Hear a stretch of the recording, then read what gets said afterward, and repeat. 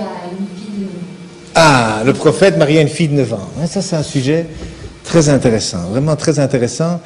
Et je dois dire qu'il a sans doute été la plus grande motivation pour moi, parce que moi, je me suis traité de pédophile, hein, dans un milieu où il y a eu du trou, il y a eu plein de choses, et puis en plus, je deviens musulman. Évidemment, on dit, oui, toi, maintenant, tous les hommes, tous les musulmans, potentiellement, sont des pédophiles. Donc, moi, ça m'a touché. Ça m'a vraiment touché. Et donc, j'ai cherché. Et puis, alors, oui, tous les détracteurs de l'islam, ils montrent toujours ce hadith Bukhari, en plus, hein, un des hadiths dans la collection qui a été rassemblée par Bukhari, et qui, en effet, alors la traduction, c'est vrai, Abu Bakr demande à sa fille, tiens, c'est quand exactement tu t'es marié? Elle dit, ben voilà, le mariage qui correspond à nos fiançailles chez nous. Donc la promesse au mariage s'était faite à 6 ans, et le mariage, la consommation du mariage, lorsqu'elle a été habitée avec le prophète, s'est faite à 9 ans. Alors, évidemment, on voit ce texte, on dit, et ces hadiths sont authentiques. Ils ont été racontés par. Il y a des biographies de chacun des narrateurs. Ils ont tous l'air d'être très crédibles. Donc c'est vrai que c'est embêtant. C'est embêtant. Et puis j'ai eu vraiment la grande joie de rencontrer un docteur en islamologie qui donne cours à Halifax au Canada, un Égyptien d'ailleurs à l'époque, enfin d'origine. Et puis il m'a dit, mais non, elle n'a pas 9 ans. Je dis, non, mais c'est hadith. Oui, non. Non, il dit, les chiffres, il dit, t'es né en quelle année? En 59. Donc, il dit, t'as quel âge? Ben, je disais mon âge. Non, t'as dit 59. T'as pas dit 1959. T'as dit 59. C'est 2011 aujourd'hui, t'as 1951 ans, c'est tout. Parce que 2011, moi 59, c'est... Non, attends, je suis né en 1950. Ah oui, mais tu ne l'as pas dit. Oui, je ne l'ai pas dit, non, enfin, tout le monde le sait. Voilà, il dit, tout le monde le sait. Il dit, moi, quand je présente mon livre, je dis, c'est mon 27e. Mais tout le monde sait que c'est après le 400e. Ça veut dire que j'ai écrit 427 livres et je dis, c'est le 27e. Mais en arabe, je peux le faire comme ça. Mais quand il dit, je le fais en anglais ou en français, je dois dire, c'est le 427e parce qu'il n'y a pas cette habitude. Or, l'arabe, il n'y a pas cette habitude. Et c'est vrai, j'ai réfléchi à ça, je dis tiens c'est intéressant, et j'étais à Fès et on regardait un mouton, bien tinu khemsin, 250 dirhams. Oh, je dis c'est pas cher ça. Ça fait 25 € pour un mouton. Et je dis c'est pas cher. Ouais, je dis oui, moi je le prends. Et puis il me dit oui, et je donne 250. Non, c'est après les 1000 dirhams. Hein. Tout le monde sait que c'est au moins 1000 dirhams pour le mouton. Donc c'est 1250.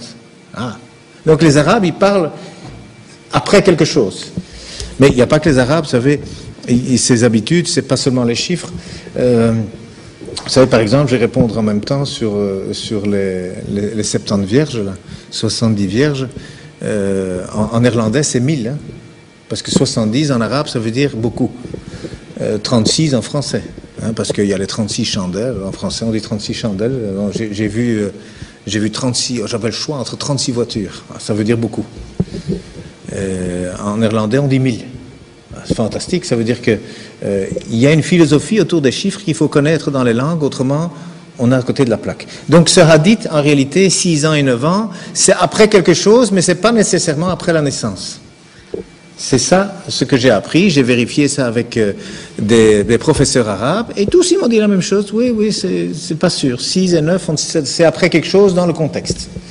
Et donc j'ai fait la recherche, et puis j'ai été regarder autour de l'histoire, parce que en plus il n'y a personne qui a fait la remarque du temps du prophète, sallam. Il n'y a même pas un ennemi qui a dit regardez le vilain. Personne. Alors qu'aujourd'hui, vous savez, quand il y a quelques années, je crois en 2008 ou en 2007, il y a un Marocain, hein, peut-être que certains savent ça, des Marocains, il y a un imam qui a fait une fatwa qui a dit oui, on peut se marier avec une fille de 9 ans. Mais ça a été le tollé au Maroc. Les avocats qui ont fait des procès, 3 jours après, plein d'oulémas ont dit non, nous on fait une nouvelle fatwa, 18 ans. C'est quoi ça, 9 ans, vous êtes malade ou quoi? Donc, les Arabes, non, ils n'acceptent pas qu'on se marie avec une fille de 9 ans. D'ailleurs, dans les écrits musulmans, une femme doit être au moins adulte physiquement. Même si le mariage se fait à 3 ans, à 6 ans, parce que ce sont des promesses de mariage. Hein. C'est les femmes qui s'arrangent entre elles pendant la lessive, comme ça faisait d'ailleurs ici en Europe aussi, hein, qui se disent, tiens, t'as vu ta fille, elle intéresse mon fils, ce serait pas une bonne idée de les marier. Ben, chez les Arabes aussi, ça se fait, hein, c'est tout. Hein. Et alors on dit, bon voilà, allez, hop, ils sont mariés. Ça veut dire qu'à partir de ce moment-là, on peut les laisser ensemble, c'est correct. Tout ce qu'ils feront alors, c'est voilà, c'est bon. Mais la consommation du mariage ne peut pas se faire avant qu'ils soient adultes. C'est-à-dire que la femme, elle doit être physiquement adulte. Alors c'est vrai, il y a des mariages à 13, 14, 15 ans. Oui, enfin, il n'y a pas que dans les pays arabes, hein, même pas comme dans les pays musulmans, il y a plein de pays. Déjà en Europe, il y avait des mariages avec des petites filles de 6 ans. Il y a des rois qui sont allés se faire marier devant le pape, ici en Europe. Mais plusieurs, hein, avec des petites filles de 5-6 ans. Et eux, ils les prenaient chez eux à la maison. Hein. Bon, c'est pas le catholicisme. Hein. Quand on voit maintenant les scandales qu'il y a, c'est clairement contre l'éthique chrétienne de faire toutes ces histoires. Un adulte ne va pas dans le pantalon des enfants, ça ne va pas. Donc ça veut dire que dans cette histoire musulmane, ça n'est pas accepté non plus, et pourtant il n'y a pas eu de critique. Pas un livre, rien. Pas un ami qui a dit au prophète, attention, qu'est-ce que tu fais? Attends, tu te rends compte, tu es l'exemple pour toute l'humanité jusqu'à l'éternité. Ne fais pas ça. Non, rien. Personne n'a rien dit. Donc, ça veut dire que c'est peu crédible. C'est très peu crédible. Et puis alors, finalement, je suis allé voir dans les livres d'histoire autour. Et puis alors, on voit qu'il y a une sœur Asma. Il y a des parents, le père Abou Bakr, qui est le premier converti. Le premier compagnon du prophète, et alors il y a les dates. Il y a les dates, eh bien, entre le début de la révélation, donc le premier message, et le mariage, il y a 13 ans. Parce que le mariage, la consommation du mariage, en tout cas, elle s'est faite 1 an après la migration. Donc 1 an après le mouvement vers Médine. Et donc, lorsque la mosquée était finie, après le mois de Ramadan, il y a le mois de Shawwal, et au mois de Shawwal, ils sont habités ensemble. Voilà. Donc, 13 ans après que son père soit converti, elle s'est mariée. Et la grande sœur, elle avait 10 ans de plus. Dans tous les livres, elle avait 10 ans de plus. Alors, si elle avait 10 ans de plus, ça veut dire que c'est bien si on connaît son âge. Alors, quand on fait la recherche pour savoir quand elle est née, Asma, parce qu'en plus, elle, c'était, je crois, la 12e ou la 17e convertie, eh bien, elle était la secrétaire du prophète, donc la grande sœur d'Aïcha, qui s'appelle Asma, elle était la secrétaire du prophète. Donc, elle a écrit beaucoup, et on a beaucoup écrit sur elle, donc c'est très difficile de faire de la censure autour de quelqu'un qui a beaucoup écrit. Et elle, on sait qu'elle est morte en 73, donc en 73, après la migration. Pourquoi? Parce que c'était la fin du règne plus ou moins islamique et que c'est son fils, Abdallah ibn Zubir, qui a été tué, qui était le dernier dirigeant à la Mecque lorsqu'il a été tué. Et elle était aveugle à ce moment-là, et elle avait, disent tous les livres, 100 ans bien avancés. Alors si elle avait 100 ans bien avancés en 73, compte tenu qu'il n'y a pas d'an zéro, elle est née en moins 28. C'est pas compliqué, hein? C'est pas compliqué, elle est née en moins 28. Alors si elle est née en moins 28, ça veut dire qu'à l'Hégire, elle avait 28 ans. Et donc 1 an après, elle avait 29 ans. Donc la grande sœur qui avait 10 ans de plus avait 29 ans quand sa petite sœur s'est mariée. Mais 29 moins 10, je ne sais pas s'il y a des mathématiciens ici, je ne sais pas si on a besoin d'une calculette, mais ça fait 19 quoi. Hein. Et en arabe, eh bien on peut dire ça. Tis'ata sanawat ba'da ashara sanawat. Ça veut dire 9 ans après la dizaine. On peut dire ça. Mais quand le contexte on le connaît, il n'y a pas besoin de dire après la dizaine. Donc ce hadith, c'est un texte, mais encore une fois, on n'a pas le contexte. Parce que les hadiths, c'est le défaut qu'ils ont, c'est qu'ils ne reprennent pas non plus toujours le contexte. Alors même si les mots sont exacts, donc cet âge pouvait très bien être 19 ans ou 29 ans, dépendant, ou même 9 ans après un autre événement, si il y avait eu question de cet événement. Ça veut dire que les preuves pour dire que cette fille avait 9 ans, mais moi je dis elles sont trop légères. Il n'y a pas d'accusation possible, il n'y a pas les preuves suffisantes. C'est pas le hadith, parce que moi j'ai été voir d'autres hadiths, hein, parce qu'il y a des gens qui disent oui, mais elle jouait avec les poupées quand on l'a fiancée. Hein. Il n'y a pas d'accusation possible, il n'y a pas les preuves suffisantes. C'est pas le hadith, parce que moi j'ai été voir d'autres hadiths, hein, Parce qu'il y a des gens qui disent, oui, mais elle jouait avec les poupées quand on l'a fiancée. Hein. Il y a un hadith, hein, elle jouait avec les poupées. Je dis, je peux voir le hadith? Ah oui, alors on lit le hadith. Alors c'est un hadith qu'on retrouve dans 5 recueils, au moins 5 recueils de hadith, Bukhari, Muslim, Abu Dawud, Imam Ahmed, bon, j'ai oublié le 5e. Et c'est une histoire qui est chaque fois la même chose, et c'est en effet la mère qui a présenté Aïcha au prophète, sallam, et elle jouait avec ses poupées. Mais les poupées, elles les faisaient elles-mêmes. Hein? 6 ans. Elle faisait ses poupées elle-même. Précoce, hein? Et il y avait une poupée qui était un cheval avec des ailes. Ouh, 6 ans. Attendez, moi je suis avec des enfants toute la journée, à 6 ans, ils font pas ça. Hein? Et alors, le prophète, ça m'a dit, mais Aïcha, c'est quoi ça? Mais c'est des ailes. Ah bon, il dit? Un cheval n'a pas d'ailes. Mais si, il dit, les chevaux de Salomon avaient des ailes. Et puis alors il s'est mis à rire, et Aïcha dit qu'elle a vu ses molaires, elle a vu les dents au fond de sa bouche tellement il rigolait. Attends, est-ce que c'est une conversation d'une fille de 6 ans, ça?